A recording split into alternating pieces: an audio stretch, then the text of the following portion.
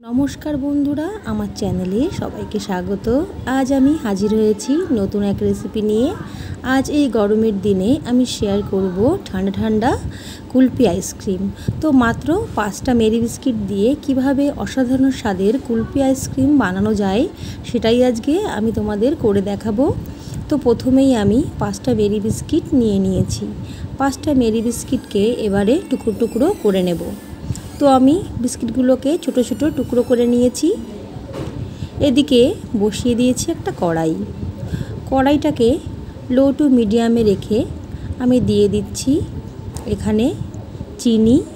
তো আমি যেহেতু 5টা বিস্কিট নিয়েছি তো আমি দিয়ে দিলাম 5 চামচ চিনি। আমরা যেহেতু একটু মিষ্টি কম খাই সেজন্য আমি 5 চামচ চিনি দিয়েছি। তোমরা যদি মিষ্টি বেশি খাও তাহলে চিনির পরিমাণটা বাড়িয়ে দিতে পারো। একটা কুলফির হিসাবে তোমরা 2 চামচ চিনি ব্যবহার করতে পারো। তো আমি ভালো করে লো টু মিডিয়ামে রেখে চিনিটাকে একটু জ্বালিয়ে ক্যারামেল তৈরি করে নিয়েছি। তো তোমরা দেখতেই পাচ্ছ পুরো ক্যারামেল তৈরি হয়ে গেছে। এবার আঁচটাকে একদম লোতে করে দিয়ে আমি দিয়ে দিচ্ছি 1 কাপ মতো জল। তো ক্যারামেলটা পুরো আমার রেডি হয়ে গেছে।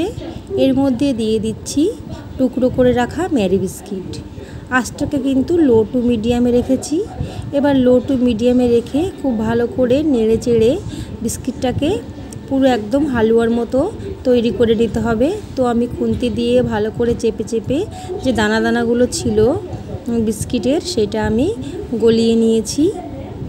এবারে দিয়ে দিচ্ছি 300 গ্রাম দুধ। আমি কাঁচা দুধ দিয়েছি, মানে জাল করে দুধ দিইনি। তো এবারে ভালো করে মিশিয়ে নিয়ে এবার মিডিয়াম ফ্লেমে দুধটাকে ফুটিয়ে নেব। তো ভালো করে নেড়েচেড়ে ফুটিয়ে নিতে হবে। এবারে আমি দিয়ে দিচ্ছি কাজু বাদাম। আমি 8 থেকে 10টা কাজু বাদাম ভালো করে হামনদিস্তা দিয়ে গুঁড়ো করে নিয়েছিলাম, সেটা দিয়ে দিলাম। এবার দিয়ে দেব 4টে এলাচ গুঁড়ো।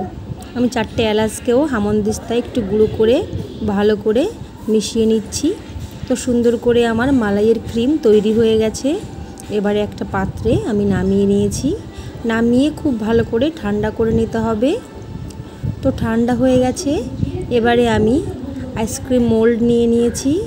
একটা হাতার সাহায্যে আমি আইসক্রিম মোল্ডের ভেতরে দিয়ে দেব। ছোট গোল হাতা নিয়ে নিয়েছি। তো তোমরা যে কোনো রকমের হাতা নিয়ে নিতে পারো। এবারে খুব ভালো করে একদম আইসক্রিমের মোল্ডটা ভর্তি করে নিচ্ছি। কী রকমভাবে আমি মালাইগুলো সমস্ত আইসক্রিমের মোল্ডে দিয়ে দেব। তো বন্ধুরা, আমি যেহেতু 5টা ম্যারি বিস্কিট দিয়ে বানিয়েছি তো আমার এখানে 5টা কুলফি হবে। তোমরা যে কটা বিস্কিট দিয়ে বানাবে তো সে কটাই কিন্তু কুলফি তৈরি হবে। তো দেখো আমার 5টা কুলফি ভর্তি হয়ে গেছে। এবারে আমি ঢাকনাগুলো দিয়ে বন্ধ করে দিচ্ছি।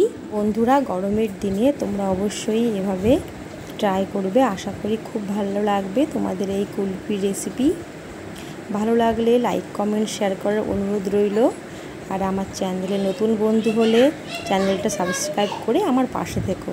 তো আমি 7 থেকে 8 ঘন্টা এবারে রেখে দেব ফ্রিজে। 7 থেকে 8 ঘন্টা পর আমি ফিরে এসেছি।